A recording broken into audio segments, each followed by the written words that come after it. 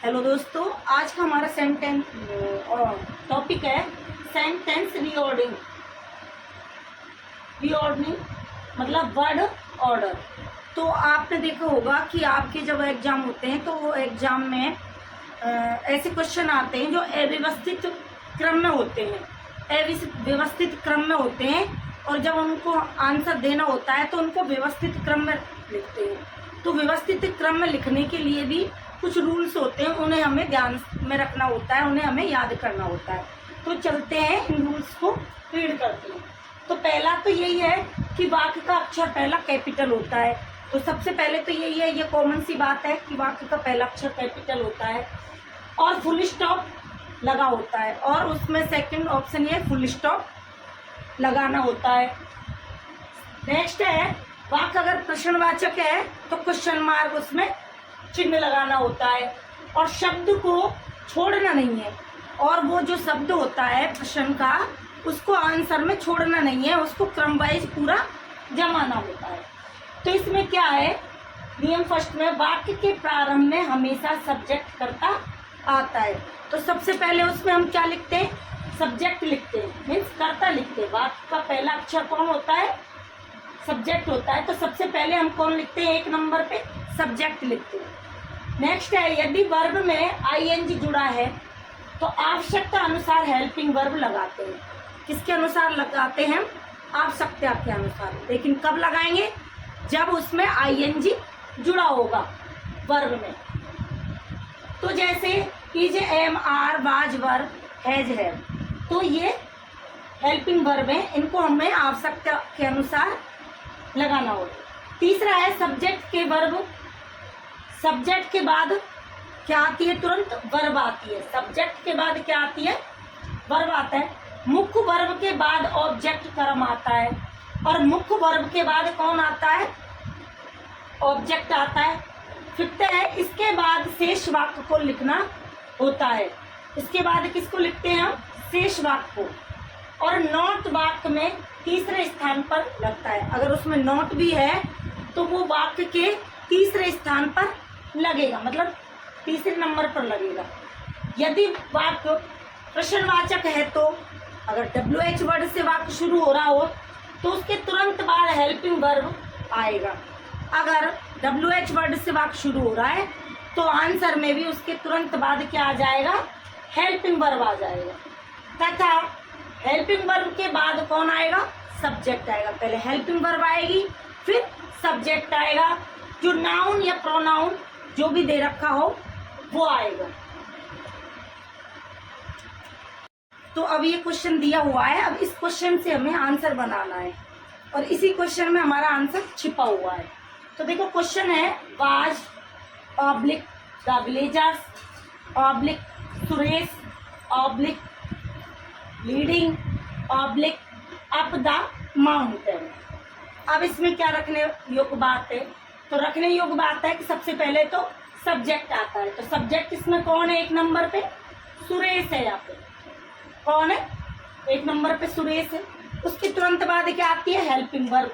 Helping verb इस पे ये रही, आगे आगे 2 नंबर पे हेल्पिंग वर्ब आ गई। अब उसने बताया है कि इसमें क्या आ रहा है, was, were, is, am, are आए तो उनके साथ क्या लगानी है हमें, आईएनजी। तो हमने किसमें, वर्ब में आईएनजी लगानी है। तो यहाँ पे वर्ब कौन है, लीडिंग। तो लीडिंग में क्या लगा दी हमने, यहाँ पे साथ में लगी हुई आई है तो लीडिंग का लीडिंग लिख दिया है। फिर उसके बाद क्या आएगा, ऑब्जेक्ट आएगा। ऑब्जेक्ट यहाँ पे कौन है, द विलेजर्स। विलेजर्स ऑब्जेक्ट हो गया। अब शेष वाक्य जो बचा है उसको यूं की यूं लिख देंगे। तो शेष वाक्य हमारा क्या बचा हुआ है, अप द माउंटेन। तो हमने ऐसे की ऐसे शेष वाक्यांश को ऐसे की ऐसे लिख दिया, अप द माउंटेन। तो यहाँ तक समझ आया होगा। अब और इसको क्लियरली समझ लेंगे। सुरेश यहाँ पे क्या है, सब्जेक्ट है, मीन्स करता है, जो पहले लिखा है। अच्छे से समझ आ जाएगा वो आपको। सुरेश कौन है, यहाँ पे करता है, जो सबसे पहले आता है और वो पहले लिखा है, ये रहा सुरेश। सेकंड हेल्पिंग वर्ब आती है, तो हेल्पिंग वर्ब है वाज। हेल्पिंग वर्ब वाज है, या जो भी हेल्पिंग वर्ब है तो हेल्पिंग वर्ब है इसलिए इसके बाद वर्ब में आईएनजी, आज है तो वर्ब में आईएनजी आएगा। ये भी बात क्लियर है। अब नेक्स्ट कौन है थर्ड नंबर पे? The blazers. तो द ब्लेजर्स कौन है यहाँ पे? ऑब्जेक्ट। तो ये कौन से नंबर पे आ गया? तीसरे नंबर पर। तीसरे नंबर पर आ गया, ये आ गया 1 नंबर, 2 नंबर और ये 3 नंबर हो गया वर्ब। और 4 नंबर पर कौन आ गया? ऑब्जेक्ट। तो यहाँ पे कौन हो गया? ऑब्जेक्ट। ये नंबर थोड़ा क्रम से नहीं है, तो यहाँ ऑब्जेक्ट हो गया। अब इसके बाद कौन बचा यहाँ पे? शेष वाक्यांश। शेष वाक्यांश बचा है, उसको हम जैसे कि ऐसे लिख दिया। जैसे यहाँ पे शेष वाक्यांश बचा है हमारा अप द माउंटेन। उसी तरह नेक्स्ट क्वेश्चन है has kicked oblique he kick oblique the ball. तो सबसे पहले कौन आ रहा है? सब्जेक्ट आएगा। सब्जेक्ट यहाँ पे कौन है? ही। 1 नंबर पे ही है, तो ही सब्जेक्ट है। उसके तुरंत बाद हेल्पिंग वर्ब। हेल्पिंग वर्ब कौन है यहाँ पे? हैज, जो आगे आई हुई है और सबसे फर्स्ट में। तो 2 नंबर पे हेल्पिंग वर्ब। 3rd नंबर पे कौन आएगा? वर्ब आएगा। तो 3rd नंबर पर वर्ब आ गया किक्ड, ठीक है। उसके बाद कौन आएगा? ऑब्जेक्ट। ऑब्जेक्ट यहाँ पे कौन है? The ball. तो द बॉल आ गया। अगर इसके बाद कोई और भी होता और शेष सेंटेंस होता तो उसको भी इसके बाद लिख देते। अब देखो यहाँ पर है WH वर्ड वाला वाक्य भी है एक, तो इससे भी आपको समझ आ जाएगा। तो यहाँ पे लिखा हुआ है husband oblique is oblique your oblique where. Question mark भी है, WH वर्ड है।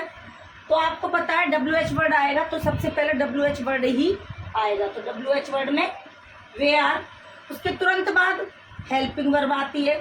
Helping verb is 2nd number पे हेल्पिंग वर्ब। उसके बाद योर, ये आ गया।